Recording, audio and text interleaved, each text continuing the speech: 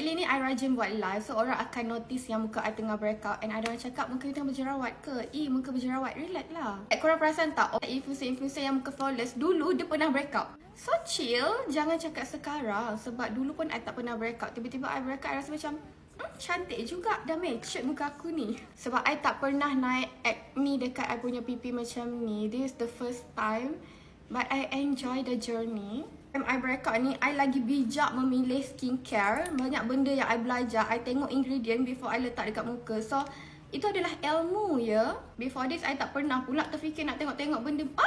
Mula-mula breakout tu je lah I rasa macam nak tengok muka sendiri kat cermin pun rasa menyampah. Nak keluar daripada toilet pun kena touch up jerawat I pakai bedak sejuk.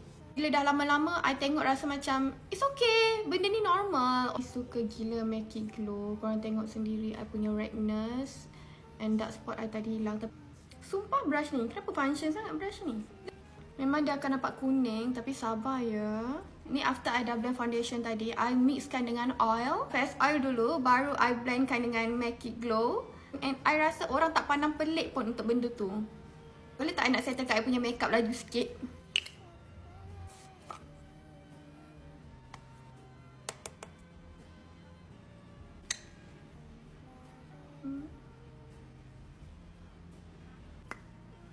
Korang takut ke tengok mata I?